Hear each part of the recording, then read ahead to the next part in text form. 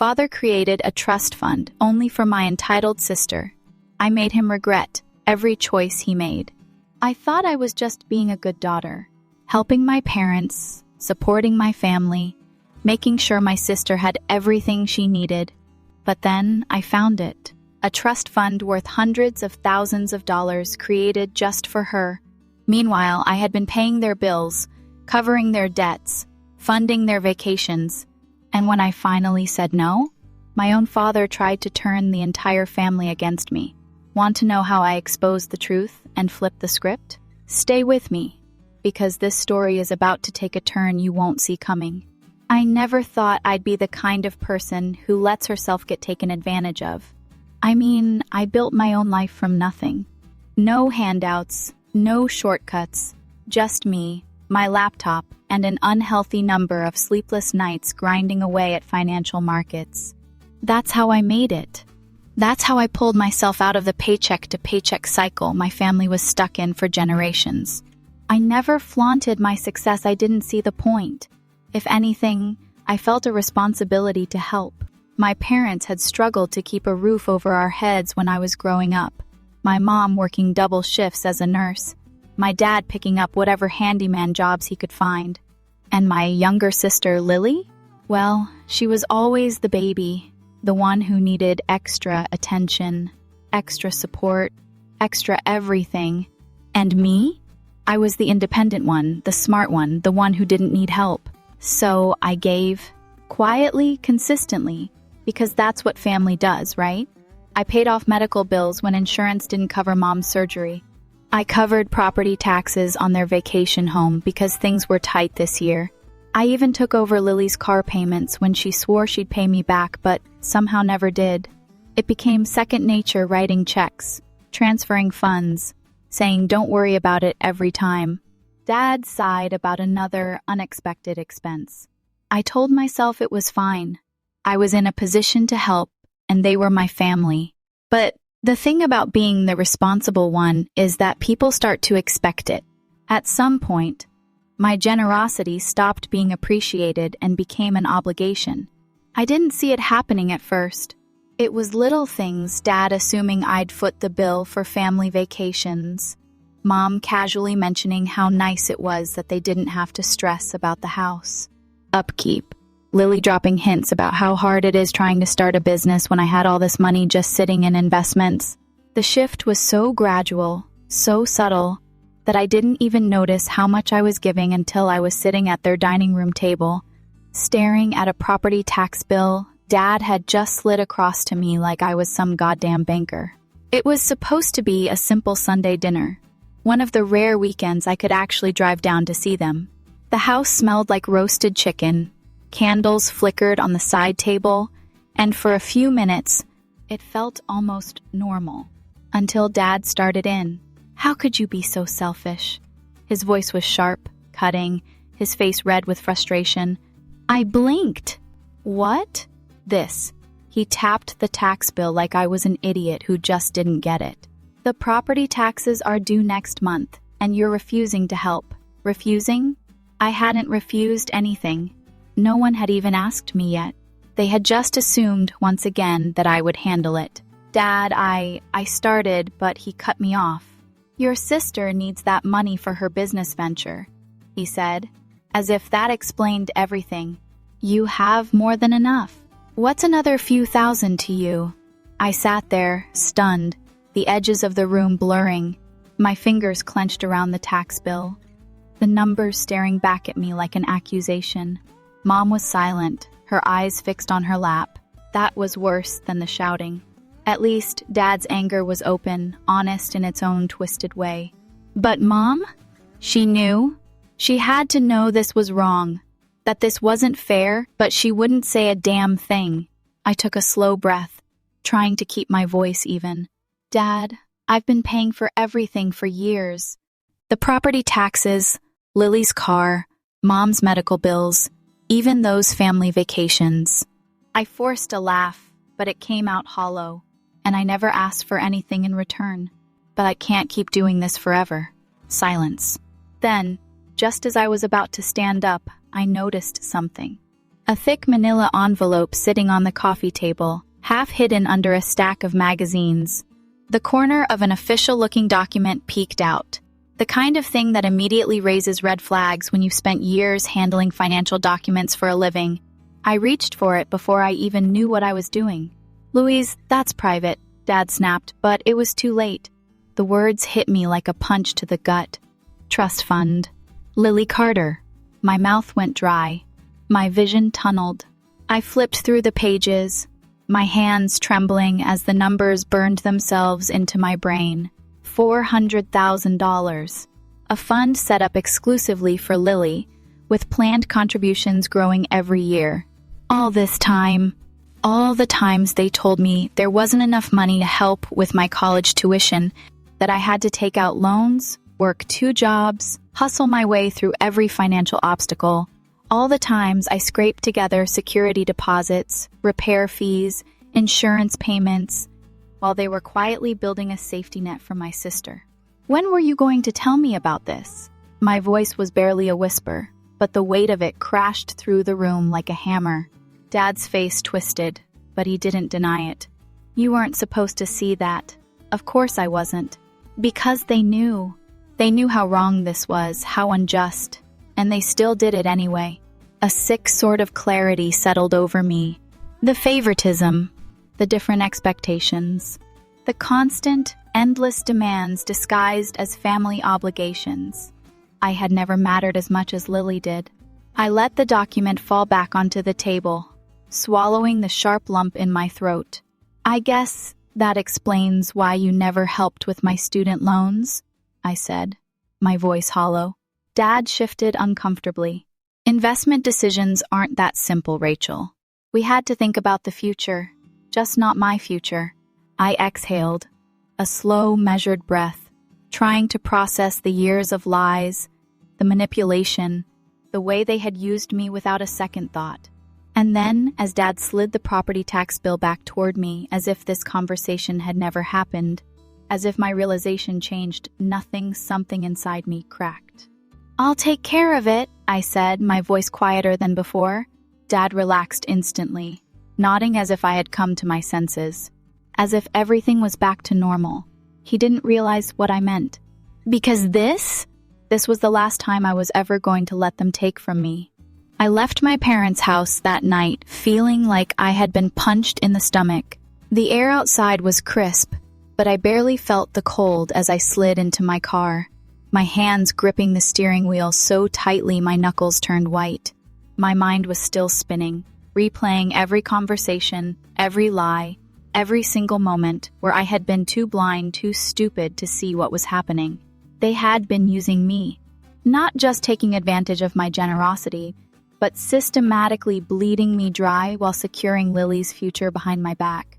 The worst part? They didn't even seem to think they had done anything wrong. As I drove back to my apartment in downtown Austin, the city lights blurred into streaks outside my window. My phone buzzed in the passenger seat, lighting up with the inevitable messages from my father. I knew without looking that they weren't apologies or explanations, just more demands, more expectations, more entitlement. I ignored it. I wasn't ready to deal with him yet.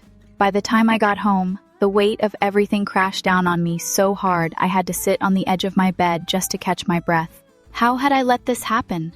How had I allowed myself to become nothing more than an ATM for people who didn't even respect me? I had spent years telling myself that family was supposed to help each other, that it was my duty to give back.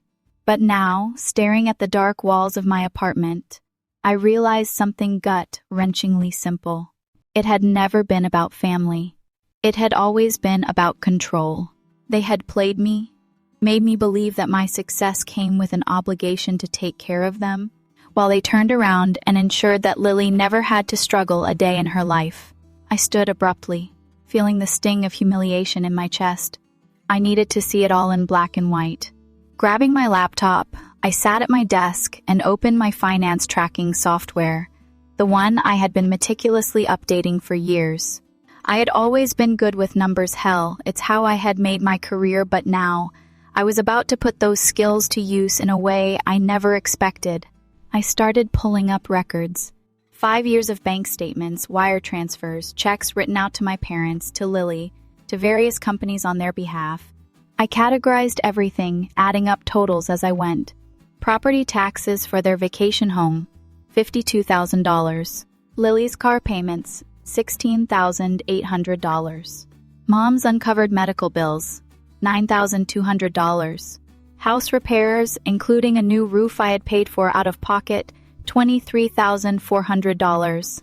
Family vacations I had fully funded because it's been a rough year for everyone, $18,600.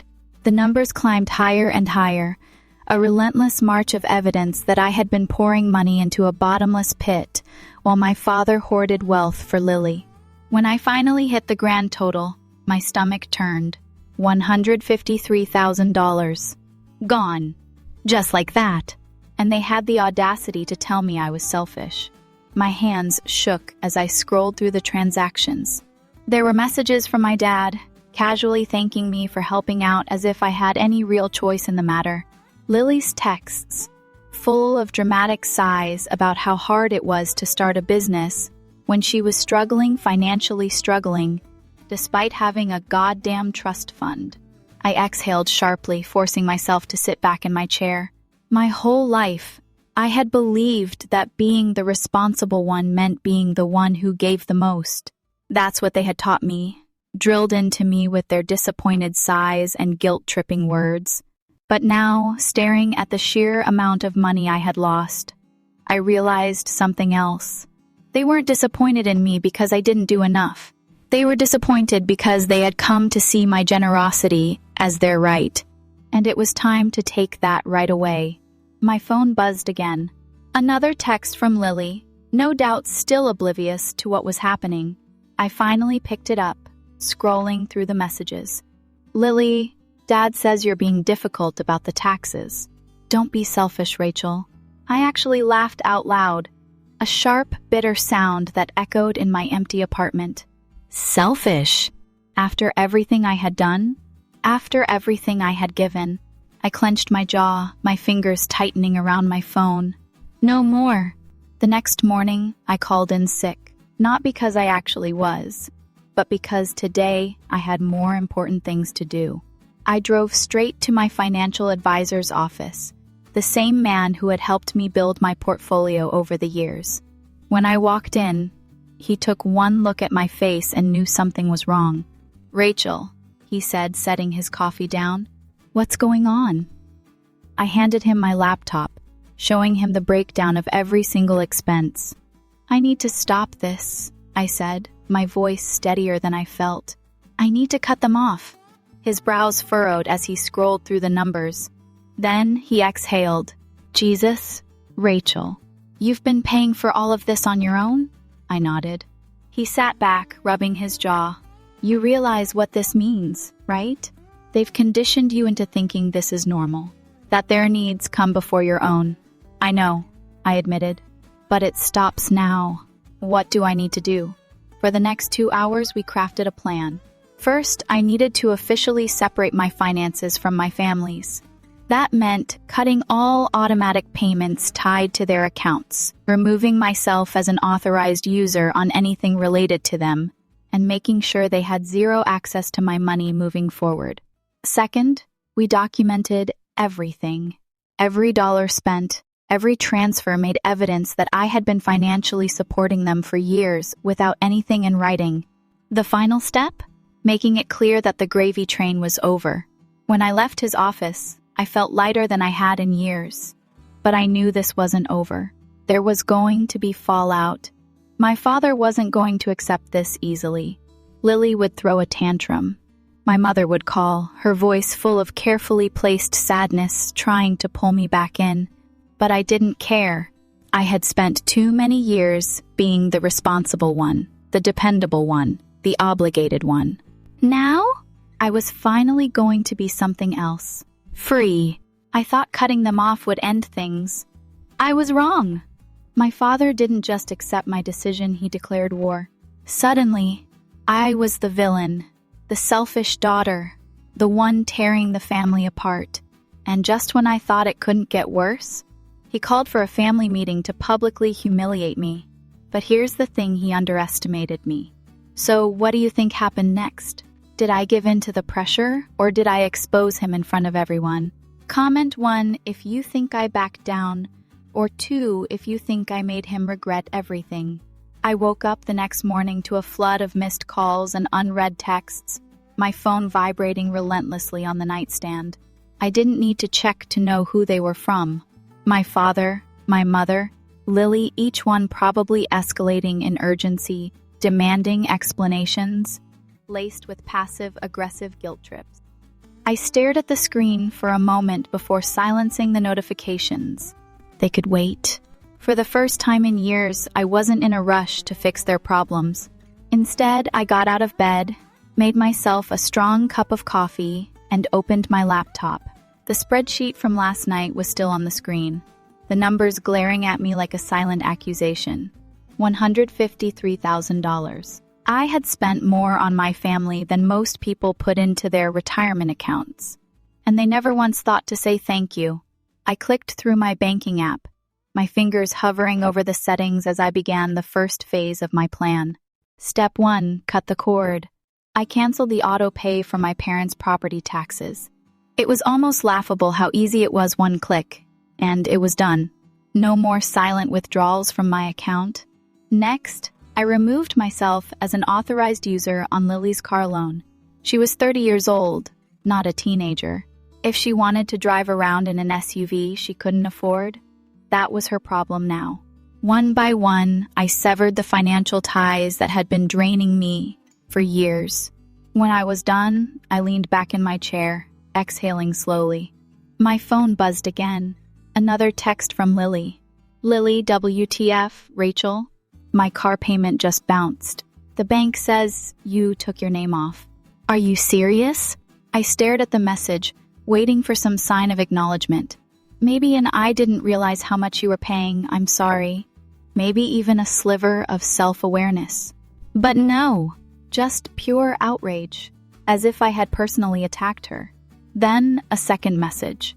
Lily, fix this. I have plans this weekend, and I need my car. I laughed.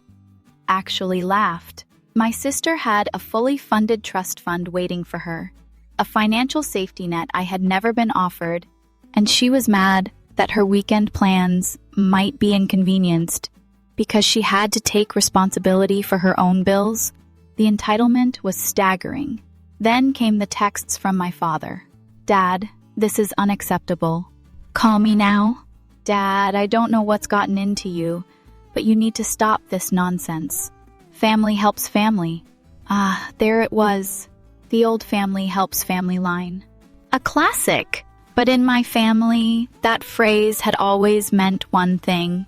Rachel pays for everything, and no one else lifts a finger. I put my phone down and focused on the next phase. Step 2, document everything. I forwarded my financial records to my advisor, highlighting every transaction, every wire transfer, every loan I had covered. I wanted this airtight. If my father tried to twist the story to the rest of the family, because he would, I needed proof. I wasn't about to let him paint me as some selfish, ungrateful daughter abandoning her parents. I had just finished when my apartment intercom buzzed. I frowned, glancing at the clock. It was barely noon. Miss Carter? The security guard's voice crackled through the speaker. There's a man down here insisting he needs to see you. My stomach twisted. I didn't even have to ask. Is his name Greg? The guard hesitated. Yes, ma'am. Says he's your father. Of course he was here. Because texts and calls weren't enough, he needed to show up in person, needed to corner me in my own building like I was a wayward employee who had missed a shift. I inhaled sharply. Tell him I'm unavailable. Another pause.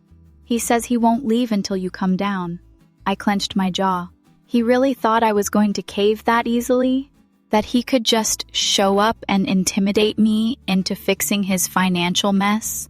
Then call the police, I said flatly. Silence. Are you sure, ma'am?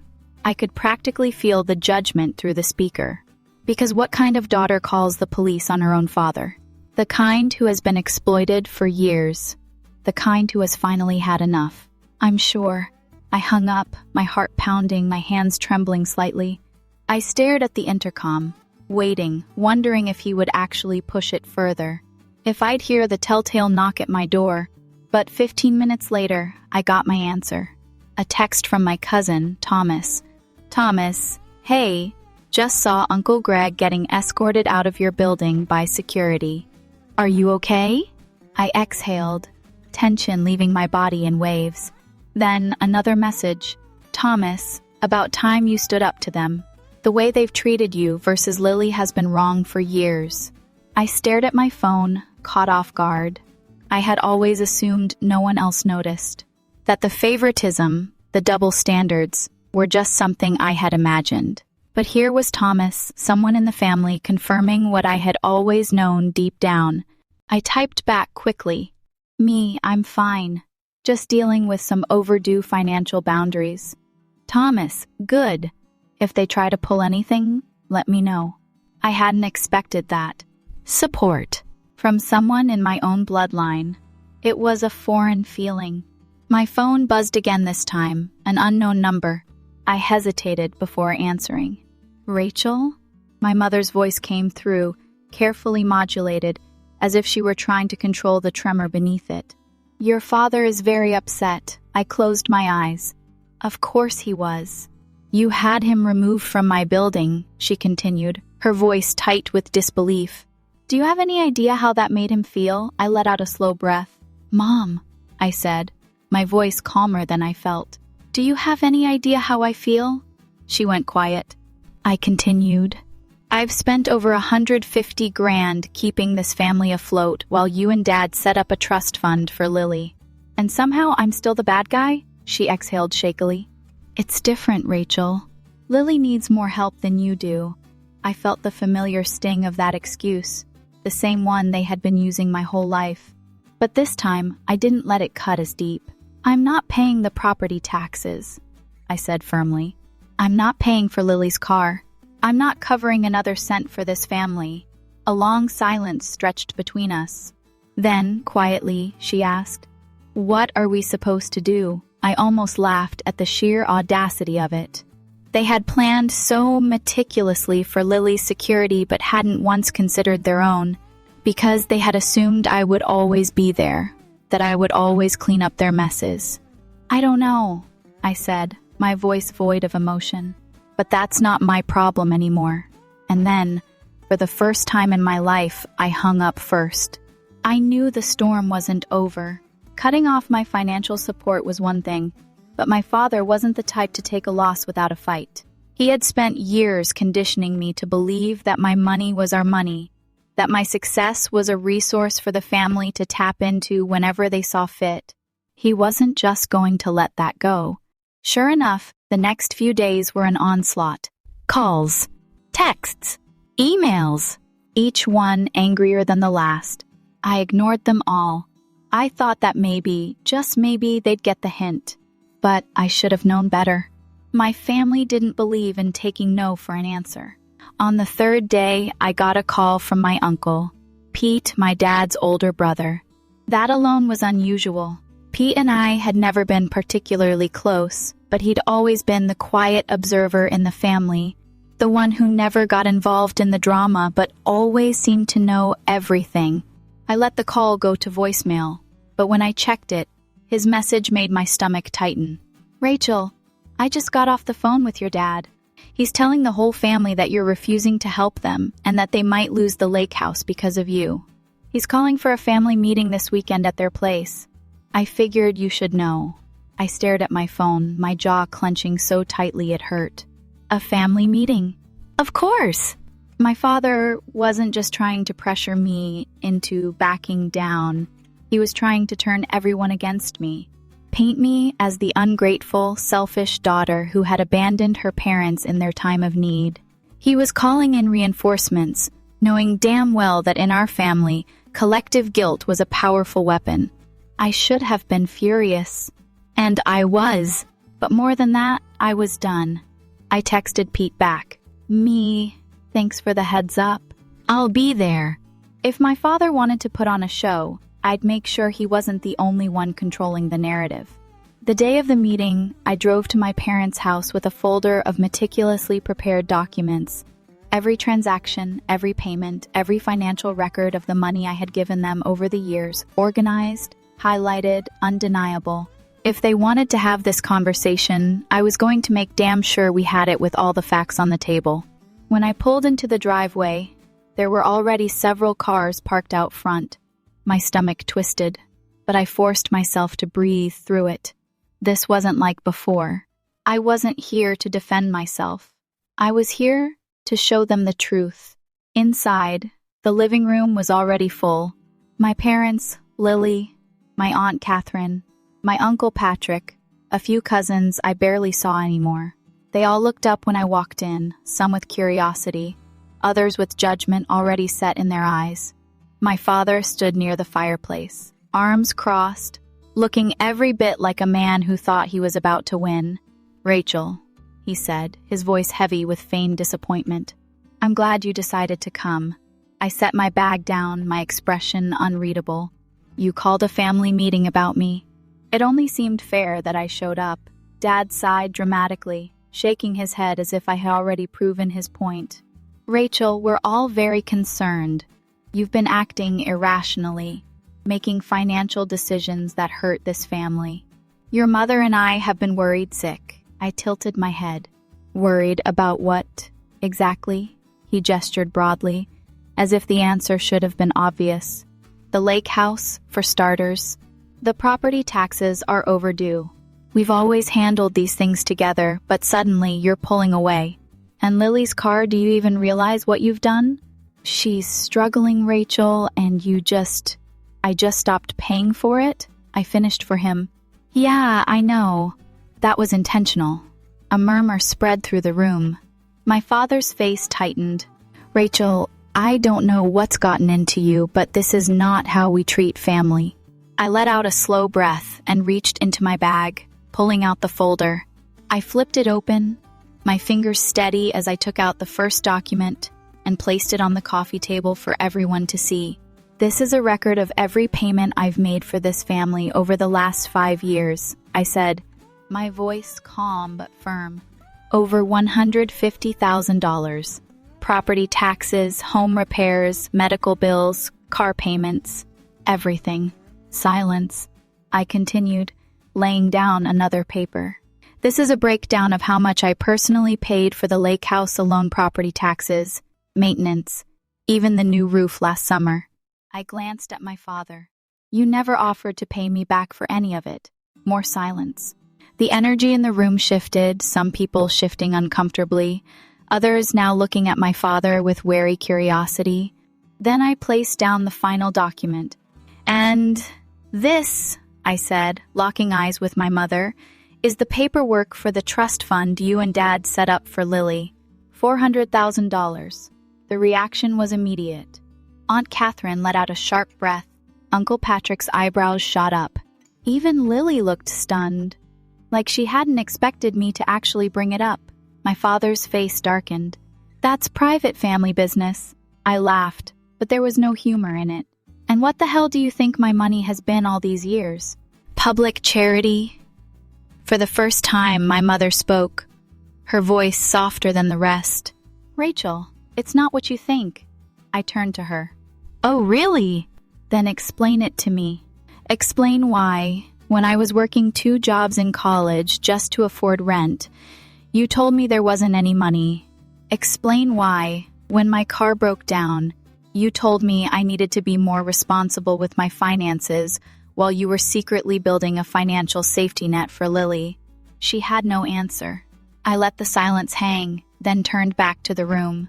"You all can think whatever you want about me, but I want you to remember this every time they told you they were struggling, every time they made. It seemed like I was some golden child who didn't need help. They were lying. They had money. They just didn't want to spend it on me." With that, I picked up my bag, ignoring the stunned looks and the hushed whispers as I walked toward the door. I paused just before stepping outside and turned back to my father. "By the way," I said, my voice cool, "the property taxes? Still not my problem. and then I walked out, leaving them all to sit in the mess they had created. I drove away from my parents' house with my hands gripping the steering wheel so tightly my knuckles turned white. My heart was still pounding, a mixture of adrenaline, anger, and something I couldn't quite name. Maybe grief. Not for the money I had come to terms with that part, but for the fact that I had spent my entire life chasing something that had never really been there. Fairness. Acknowledgement. The belief that my family saw me as something more than a bank account they could withdraw from whenever they pleased. But after today, after watching the stunned silence in that living room, the way my father's face had gone red with anger while my mother sat there, wringing her hands, saying nothing, I finally knew the truth. They were never going to treat me as an equal. I pulled into the parking lot of my apartment building, shut off the engine, and sat there in silence. The weight of it all pressed against my chest. I had spent so many years giving, bending over backward to be the responsible one, the one who made things easier for everyone else. And the second I refused, the moment I said no, they turned on me like I was the villain, as if my entire worth in this family had never been about who I was, but what I could provide. My phone buzzed on the passenger seat. I glanced at it, expecting another barrage of messages from my father, maybe even my mother, trying one last time to manipulate me into doing what they wanted. But instead, it was my cousin Thomas. Thomas, you okay? I hesitated, then typed back. Me, yeah. Just tired. A few seconds later, another message. Thomas, you were right to do what you did. I let out a breath I hadn't realized I'd been holding. Me thanks. I grabbed my things and headed inside, locking the door behind me before sinking onto the couch. I needed to clear my head. So, naturally, I opened my laptop. If I had spent years letting my finances be drained by my family, then the least I could do now was redirect that energy into something that actually benefited me. I opened up my brokerage account and started running the numbers. Without the constant withdrawals from my savings, without the unexpected emergency expenses my parents always dumped on me, I could start maxing out my retirement accounts. I could put more into my investments. Hell, I could actually start thinking about buying my own vacation home instead of paying for one I barely even used. I stared at the screen, my cursor hovering over the transfer button, and then, on impulse, I did it. I moved $150,000, the same amount I had lost to my family, into a new investment portfolio under a new name, my future. A strange sense of satisfaction settled over me. This was mine. My money. My security. Not theirs. For the first time in years, I felt like I was finally reclaiming control. But of course, my father wasn't done yet. The next morning, I woke up to another flood of texts, but one in particular made my stomach tighten. Mom, Rachel, your father is meeting with the family today. He's trying to get them to pressure you into paying. Please call me. Pressure me? Oh, he was really going all in. I clenched my jaw, pulling up my Uncle Pete's number and calling him instead. He answered on the first ring. Rachel, he said, his voice low. Listen, I was going to call you. What's going on? I cut in. He sighed. Your dad's been making the rounds. He called me, Patrick, a few of the others, saying you've abandoned the family and that you're refusing to help with the lake house. He's asking people for loans. I nearly laughed. Of course, instead of using Lily's trust fund, his precious safety net, he was trying to guilt-trip the rest of the family into paying for something he should have been handling himself. What did you tell him? I asked. I told him I wasn't getting involved, Pete said, and I made sure everyone else knew the real story. You think he'd mention that you've been covering the property taxes for years? That you paid for repairs? He scoffed. Not a damn word. I closed my eyes, exhaling sharply. He's expecting you to crack, Pete continued. Figured you should know. He was right. My father had spent years knowing exactly which buttons to push, which levers to pull to keep me in line. But this time, I wasn't playing his game. Thanks, Pete, I said. No problem. And for what it's worth, He hesitated. You should have stopped paying for them a long time ago. I hung up, staring at the ceiling for a long moment before finally getting up. Enough was enough. If my father wanted to escalate things, fine. But he wasn't going to like what happened next. I grabbed my laptop and drafted a single email. To family group subject, financial transparency, dear family. I wanted to take a moment to clear up some misunderstandings. Over the past 5 years, I have personally contributed more than $150,000 to the financial well-being of our parents, including property taxes on the lake house, home repairs, medical bills, and car payments for Lily. Despite these contributions, our parents have also secured a $400,000 trust fund exclusively for Lily, while never offering me the same financial support. Recently, I made the decision to stop funding these expenses, as it is no longer sustainable or fair. This was not an impulsive choice, but one that reflects years of financial burden placed solely on me. If anyone has concerns or questions, I am more than happy to provide full documentation. But I will no longer entertain discussions that attempt to guilt or manipulate me into continuing financial support. Best, Rachel, I hit send. And then I waited for the fallout. The response to my email was swift and exactly what I expected. My phone exploded with messages, my inbox flooded with replies, and yet, not a single one of them contained an apology. Not from my father, not from my mother, and certainly not from Lily. Instead, it was damage control, denials, half-baked justifications, and, of course, guilt trips. My father was the first to respond, and his message set the tone for the rest. Dad, this is completely inappropriate. We don't air private family matters to everyone. You've embarrassed us. Embarrassed them? I let out a dry laugh, shaking my head. Right, because the real issue here wasn't the fact that they had been leeching off me for years. No, the real crime was that I had the audacity to bring it into the open. Then came my mother's message. Mom, Rachel, I don't understand why you're doing this.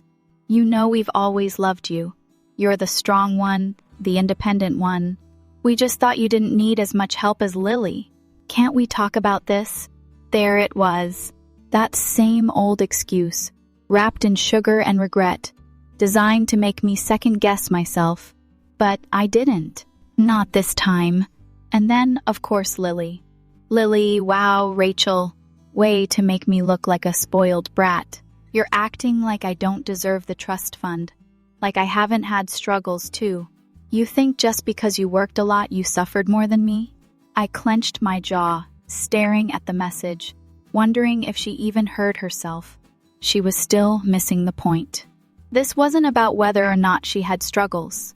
It was about the fact that my parents had chosen to protect her at my expense. More messages kept coming. Some from relatives who had barely spoken to me in years, suddenly feeling the need to chime in with their opinions. Aunt Catherine, Rachel, your father has always done his best for this family. Maybe you should reconsider being so harsh. Uncle Patrick, this is a family matter, not something you handle over email. Call your father and work this out like an adult.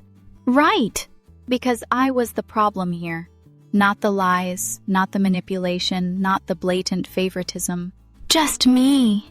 Because the moment I stopped playing my assigned role as the quiet, dependable provider, I became the villain. I exhaled slowly, setting my phone down, staring at the ceiling as a familiar feeling settled in my chest. It wasn't anger. It wasn't even disappointment. It was clarity. They were never going to admit they were wrong. Not my father, who had spent years molding me into his personal safety net. Not my mother, who had stood by and let it happen. And certainly not Lily, who had benefited from it all without a second thought. But that was fine, because I didn't need them to admit it. I didn't need them to understand. I just needed them to know that I was done. I picked up my phone again, ignoring the unread messages, and instead typed out a new one. I've said what I needed to say. My decision isn't changing. If any of you want to talk to me, It won't be about money. Otherwise, don't bother reaching out. I hit send, then turned off my phone entirely. The next few days were quiet, unnervingly so. No texts, no calls, nothing. It was as if my father had pulled the emergency brake on their usual tactics, realizing that guilt and pressure weren't going to work this time. For the first time in years, I felt a sense of peace settling over me. No more waiting for the next financial request. No more dreading the sound of my phone buzzing. No more feeling like I owed them something just because I had done well for myself. But, of course, peace was never meant to last when it came to my family. It was a Thursday afternoon when I got a call from an unknown number. Normally, I wouldn't have answered, but something in my gut told me to pick up. "Rachel Carter speaking," I said, keeping my voice neutral. There was a pause, then a voice I hadn't expected. "Rachel, it's Lily." I frowned, shifting in my seat. "What do you want?" She hesitated, then sighed. "Look, I know you're pissed, and I get it." "I do!" "But I think we need to talk." "About what?" Another pause. "Dad." I sat up straighter. "What about him?" She exhaled sharply. "He's losing it. Ever since you sent that email, he's been scrambling. He asked Uncle Pete for a $10,000 loan to cover the property taxes. And when Pete refused, he started reaching out to other family members. No one wants to get involved." I smirked at that. "So now that I'm not funding everything, he actually has to deal with consequences. Imagine that, Rachel." Her voice had an edge to it now. "It's bad. He's pissed. Like, more than usual. He keeps saying you betrayed the family, that you humiliated him. Mom's been trying to calm him down, but I don't think it's working." I leaned back, crossing my arms. "And why exactly are you telling me this? You seemed perfectly fine benefiting from all of this when it was at my expense." Lily was silent for a moment. Then, in a tone I had never heard from her before, she said, "Because I think I screwed up." I blinked. "Excuse me?" "I didn't get it before," she admitted. "I thought you were just being dramatic." But then, I saw the numbers. My heartbeat picked up. "What numbers?" "Dad showed me the breakdown," she said quietly. "Everything you paid for. The house, my car, the vacations. The total. And she exhaled shakily. "I didn't realize it was that much." Something shifted in my chest. A part of me wanted to cling to my anger, to tell her that it was too late for self-awareness now. But another part of me, one that had spent years wishing for this exact moment, couldn't help but listen. "I'm going to fix this," Lily said suddenly, her voice stronger. "Dad's never going to admit he was wrong, but that doesn't mean I can't do something about it." I narrowed my eyes. "What exactly are you planning to do?" "You'll see," she said. "Just trust me, okay?" I wasn't sure I did. But for the first time in my life, I wondered if maybe, just maybe, Lily was finally starting to grow up. I didn't hear from Lily again for 3 days. Not a text, not a call, nothing. And for someone who had spent most of her life demanding immediate attention, that silence was loud. Too loud. I tried not to think about it. Tried to tell myself that whatever fix she thought she could pull off was just another empty promise. Another way to keep me tethered to this family mess. But there was something about the way she had spoken, the hesitation in her voice, the way she had admitted, however begrudgingly, that she had been blind to it all. That stuck with me, but I wasn't waiting around. I spent those 3 days reorganizing my finances, rerouting investments, and reclaiming control over money. I had spent far too long handing out like it was communal property. For the first time in years, I was making financial decisions purely for myself. I met with my financial advisor, finalized paperwork that had been sitting in limbo, and even started looking into real estate options, something for me, not for my family. A place I could escape to, something that belonged to me and only me. It felt good. And then, on the 4th morning, my phone rang. Not a number I recognized. I hesitated before answering. "Hello?" Rachel. It was my mother. Her voice was tight, clipped, as if she had been holding back tears or anger or both. I stiffened. What do you want? She exhaled sharply. Your father is furious with Lily. I blinked. That was not what I had expected. Why? She used the trust fund, she said, her voice barely above a whisper. She took out $50,000 to pay the property taxes on the lake house. I sat up so fast my chair nearly tipped over. She what? She didn't tell anyone. Not me. Not your father. We found out when he got a call from the bank this morning. She transferred the money last night and paid off the taxes in full. I was stunned into silence. She told him. My mother continued, voice growing more frantic, that if he wasn't willing to use his money to cover the house, then she would use hers. A slow, disbelieving laugh slipped past my lips. I hadn't seen that coming. Not in a million years.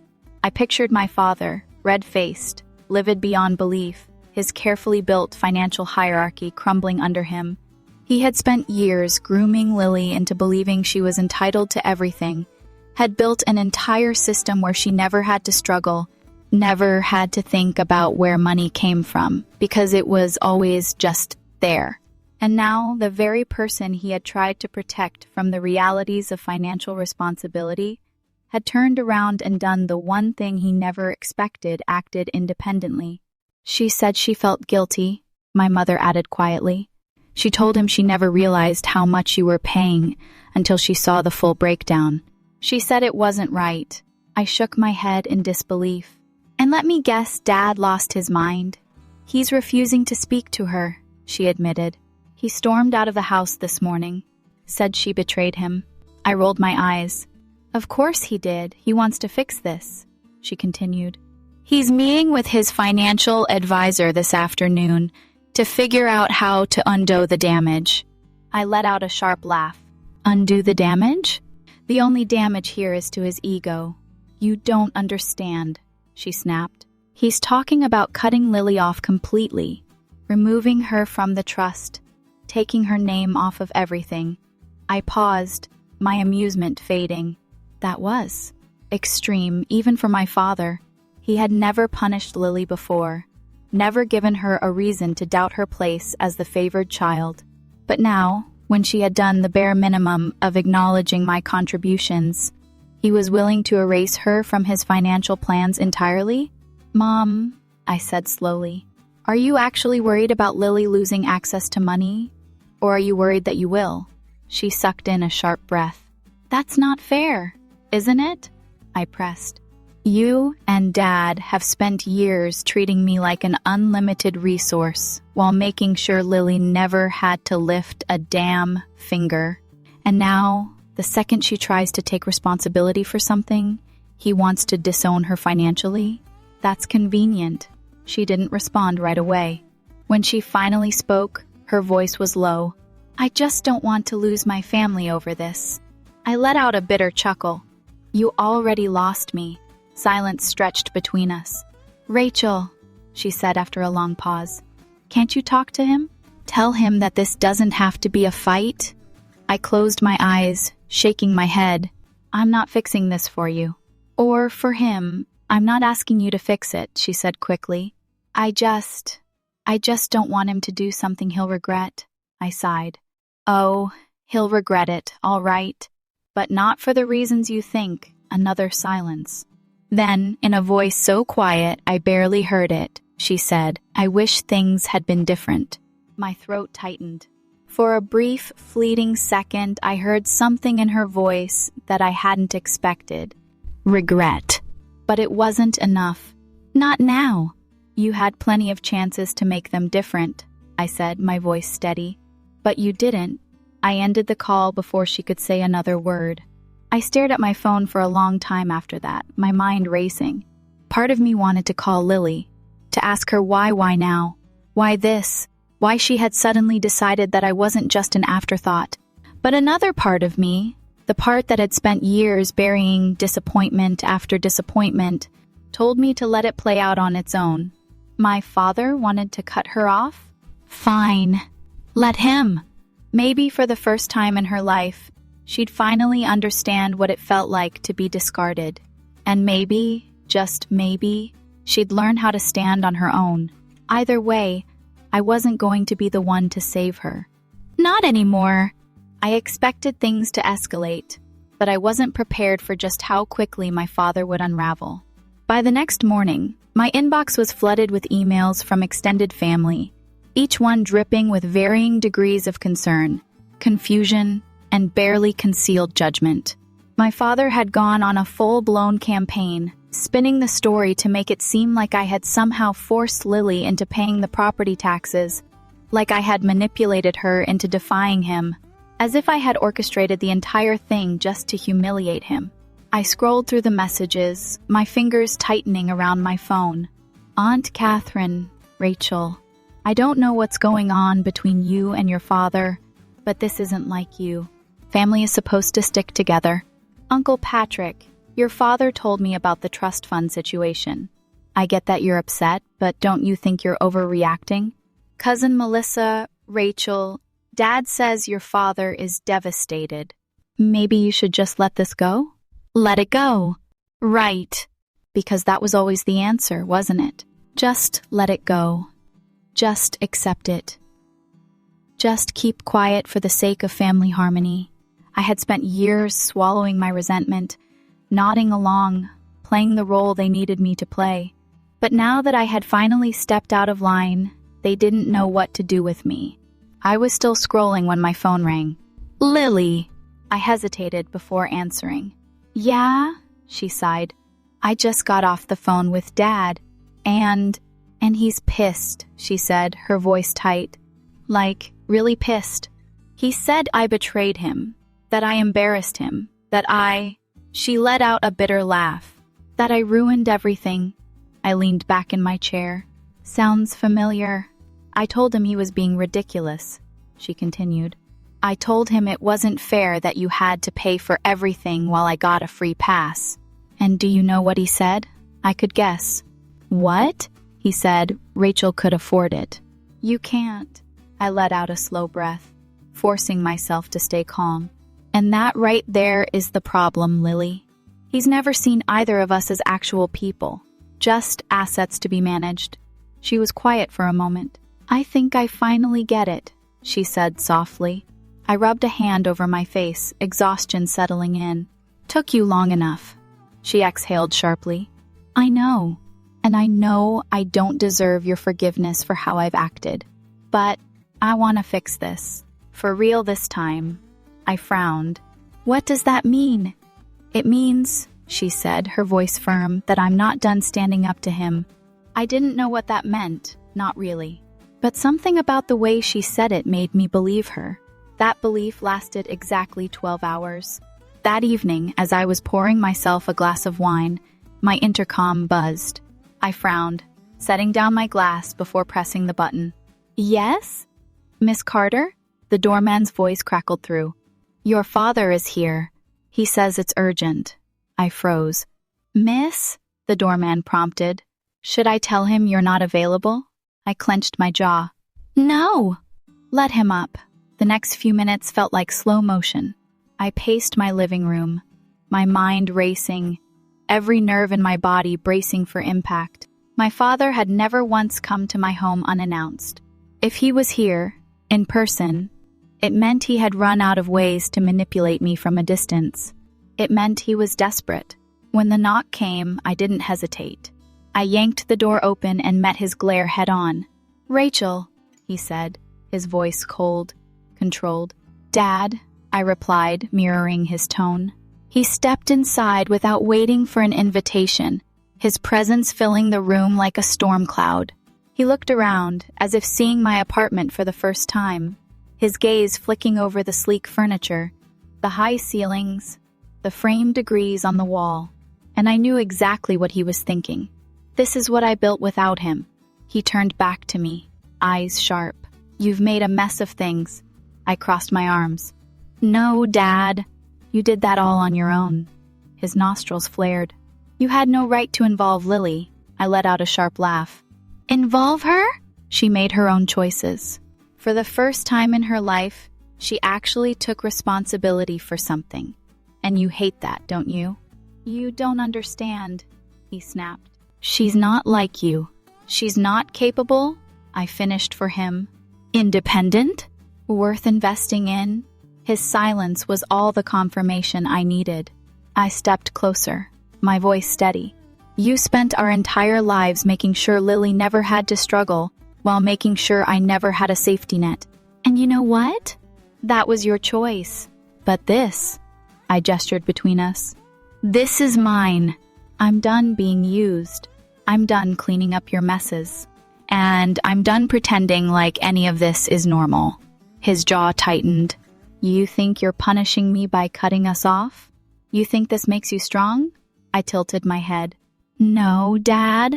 I think this makes me free. He scoffed, shaking his head. You'll regret this.